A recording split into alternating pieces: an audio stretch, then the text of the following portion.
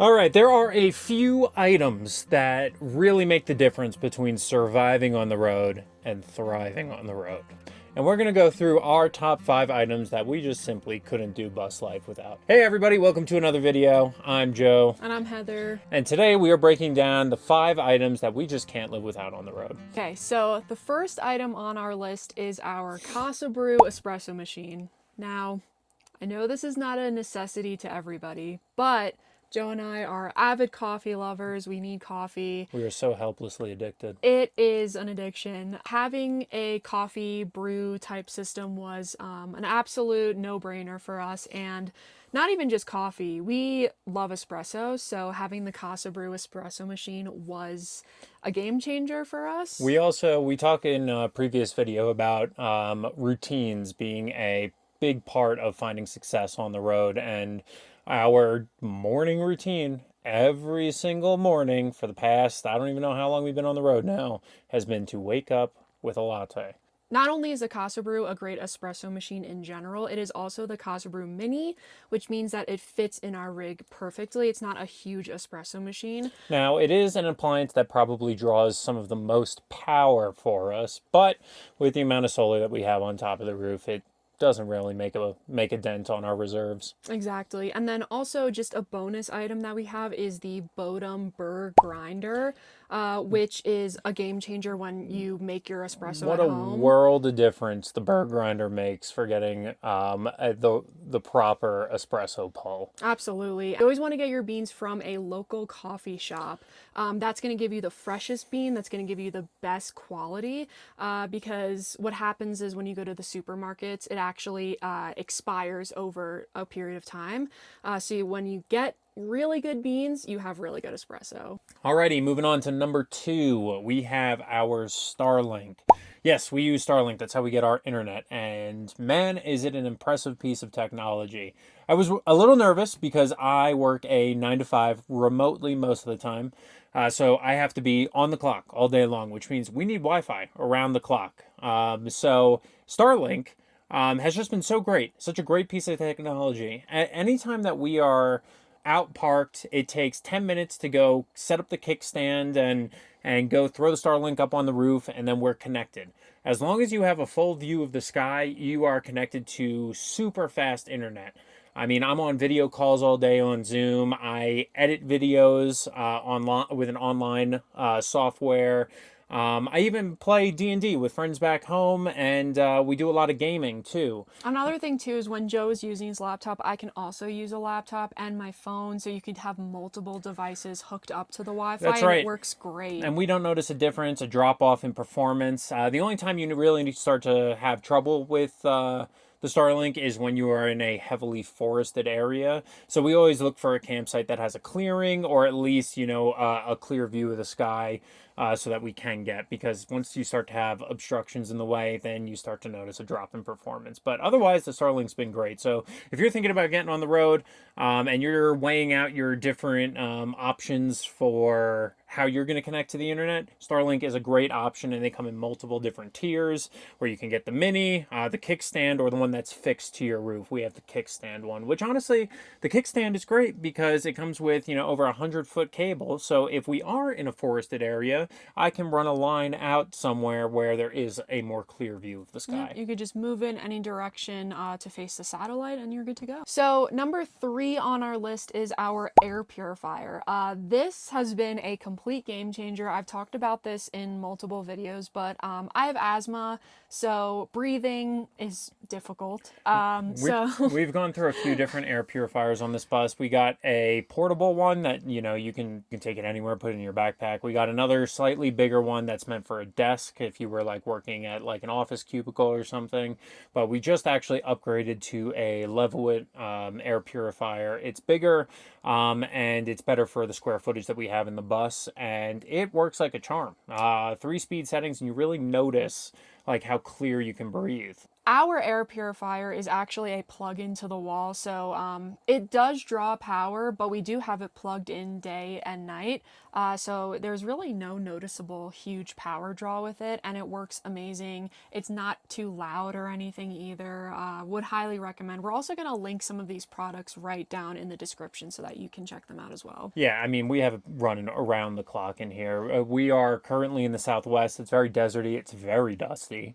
So, it's essential for, just air quality, It's just things you take for granted every day. And living with 2 dogs. Yeah, that too. They are like carpets. So you pet them and dust, Yeah.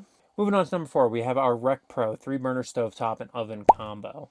Now, again, if we're speaking about routine, because everything on the road here, it varies day to day what your experience is, but having those moments and points of the day where you can anchor yourself to and bring yourself back to center, that's our oven for us. Being able to cook a meal, like a full meal at the end of the day, and not being limited in your options of what you can cook, or even on tough days when, you want to... you just need a little pick-me-up at the end of the day. Being able to bake cookies as a nomad is like, it's incredible. Especially if you're like, and give much credit to the people who do van life, because a lot of times you just see them doing it with a 2-burner stovetop. And that limits your options. I mean, it has to. So good on you if you can make that happen. But having the oven part is also, it's such a game changer. Being able to roast vegetables, being able to put cookies in, and also in the cold months, it does a really good job heating up the bus. Oh, yeah. So honestly, this would be a very different experience on the road if we were not able to cook full meals. And honestly, I don't think we could ever downgrade from that. I think as long as we do nomad life, we'll need an oven in our rig. Yeah, like when Joe and I were discussing what we wanted in our rig, what sort of future we envisioned for bus life and being on the road, there were some non-negotiables that we had discussed that we absolutely needed to have to thrive in this environment. And being able to cook and bake was just one of those things that for us was extremely important to have being on the road. And it takes a how many gallons of propane is that? It's just a regular barbecue size propane. Yeah, so it takes a regular size barbecue propane tank, and it lasts Yeah, it us just for takes a regular size time. propane barbecue tank. Sorry, is there an echo in here? And honestly, it doesn't use a lot of propane. That is probably the utility bill that costs us the least. We replace our propane tank maybe once every 2 to 3 months. Yeah, I was going to say every 3 months or so. Really great and a big necessity for us while we're living on the road. Shout out RecPro. And now for our final spot. This is a necessity for us, but a necessity by design. It can also be seen as a luxury item. But we have to give our final item on our list to our Dwarf mini stove, our mini wood-burning furnace. Now, yes, a wood-burning furnace in a rig is a luxury item, but we opted to remove the diesel heater in our bus to save space. We also opted to not install induction heat on the floor so that we didn't lose more clearance on headroom, which thank God we didn't. Otherwise, I'd be walking around with a crook in my neck. Now, for the size rig that we have just about 100 square feet. And it has no problem heating up the bus. We've actually used it, we've really broken it in for the season this past 2 weeks, camped up here in the mountains. We pretty much ran it every single night.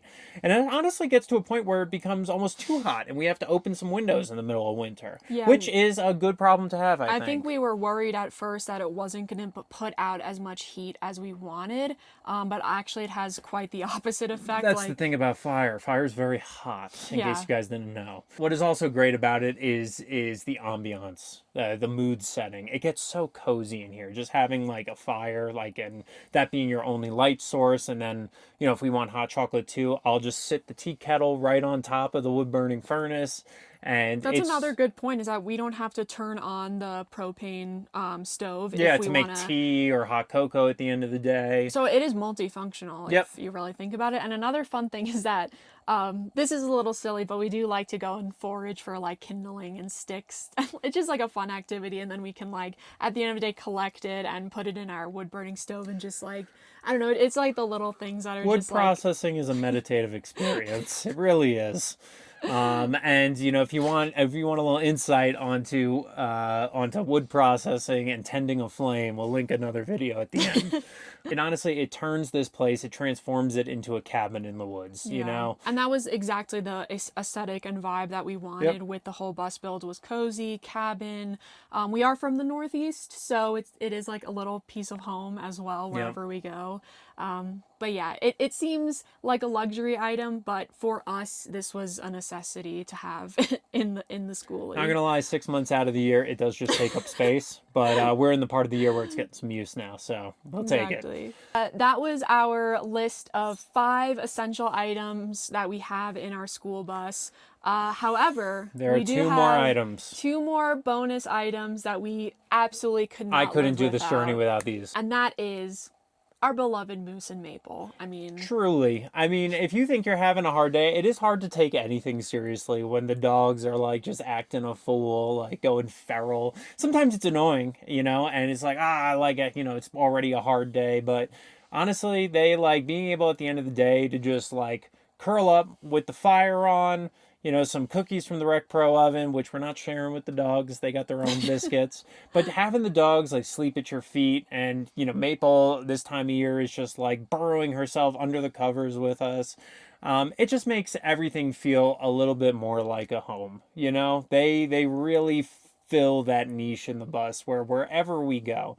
I mean, I said this recently, but wherever we go, the dogs really, you know, find a way to make it feel like a home before we even have a chance to finish setting up and unpacking from a long drive. Like, they are ready to go. They embrace whatever setting that we're in, and it makes it that much easier for us to embrace these new areas. So and I think that their like overall enjoyment and excitement for everyday life is something that I feel like you don't think about, and then when you see it through their eyes and see like they wake up every day just so happy and excited, it's like, all right, we're doing something right. it really is a privilege to have these dogs, It and is. you know, to have them be so adaptable to life on the road, because that's important. So anyway, that is our list of things that we cannot live without. We are planning another video where we are going to go through some essentials for living life as a nomad on the road. That'll be a slightly different list. This was more of just things that really help us thrive out here. So anyway, if you like this type of content, if you want to hear more from us, more tips and tricks from the road, make sure to subscribe, drop a like, shoot us a comment. Let us know if you're a nomad or you're thinking about going on the road, what is important to you on the road, what must-have items you need. Because, you know, we're making our way back to our home base in New York now, and we have some renovations to do.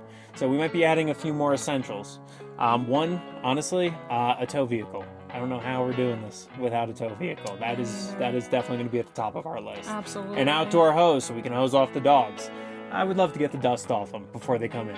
So anyway, until next time, thank you guys so much for tuning in. As always, we are Roaming with Moose.